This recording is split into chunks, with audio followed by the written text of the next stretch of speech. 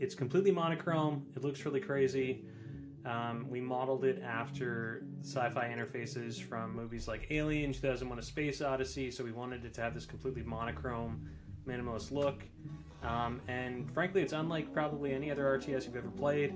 Some people call it the strangest RTS game ever, the strangest game period ever that they've played. So I guess I'm going to show you why this game is so strange, but honestly, why we think it's pretty fun too. So here we're just starting out in a map, Chaotic Era. You are controlling a crew that has crash landed onto a planet where you're hunted by aliens. Classic sci-fi setup. But check it out here. Got some interesting controls. So when we select everything, you get this little menu. Got some options here: siphon, vent, inspect. What we're going to do is we're going to inspect right off the bat. That opens up this territory to be built on. It also identifies objects on the terrain that can be used as resources to build other things. And all of that inspecting gives you some codex points for as a reward for finding all these little things here that I just found. So with those codex points, I can upgrade different areas of the game. So I can upgrade the yield of raw materials, so the amount of energy that raw materials can produce when I'm building stuff. I can increase the research speed in my research tree. That's super important, so we're going to click that a bunch. And I got 2 more, so I'm just going to toss those into raw material. And come back here. I can open up my research menu. See, what can I do here? Okay, I'm going to research quantum relay. That's going to let me build a scanner tower. That'll be one of my first defenses.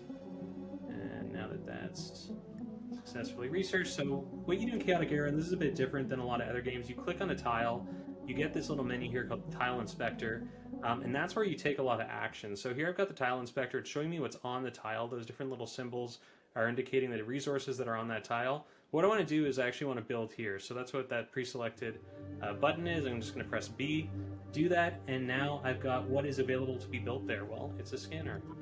This is what I researched just now. Click on these other tiles, going to do the same thing. Going to tell my crew down there to start building some scanners so that I've got some defenses for when I get completely obliterated by some enemies. Now, some other interesting stuff with Chaotic Era is our fortification system. So fortification is the ability to upgrade individual units' ranks to increase their capabilities. So I've just researched that, I've unlocked it, and now when I click a unit, I'll also get this button that says Fortify. So I'll click Fortify, and now my depot has started fortifying, which is going to increase its capabilities. I also want to click on my, not that guy, my barracks. I'm going to fortify that as well. And as it goes up in rank, you'll notice that there are additional slots here now to train workers at this barracks. So that's what fortifying does. Increases rank, makes the unit more capable.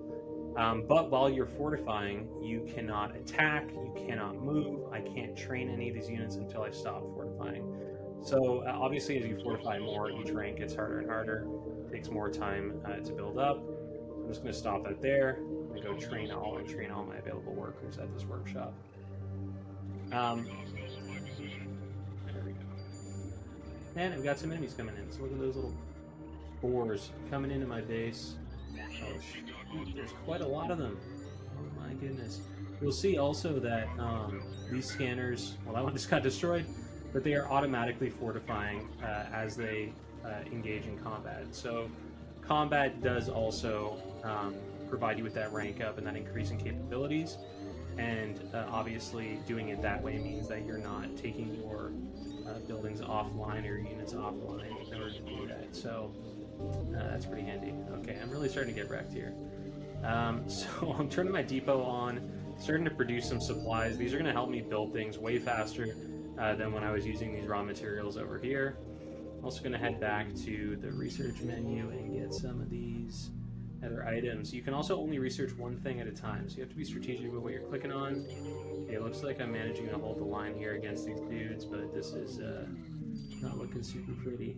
Okay, increase my worker movement as well. What I'm trying to work towards here is getting some of the more powerful weapons unlocked. Fortification also allowed me to start building pit fields. which are groups of vulture turrets. These are like little machine guns. These are going to help me out too. I really got to get my house in order here.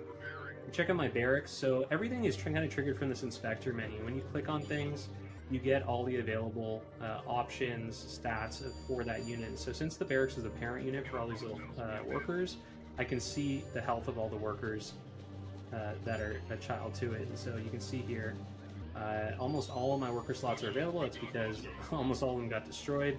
And so I'm now trying to train those up as I get really worked by these enemies. You'll also see when I click on these scanners, you'll see that the visible radius, so that's what they can actually target. That's what that circle indicates around them. And so as they get fortified, that circle gets bigger and bigger. And so oh shoot, look at that. We got a hunter inbound. That's that big floating eyeball over here. There's a couple of them. These things are probably just going to absolutely nuke me. And there we go. So I lost that game. But that gives you a good idea of what it's like to play Chaotic Era and what it's like to get a match started. You can see, like I said, this game is not really like anything that you've probably played before. The mechanics are super different. Everything is kind of triggered from that inspecting a single tile or single unit action, which is super interesting but can take a bit to get used to. But once you get in the flow of things, it is pretty intense, pretty crazy. Start using keyboard shortcuts, the game flows.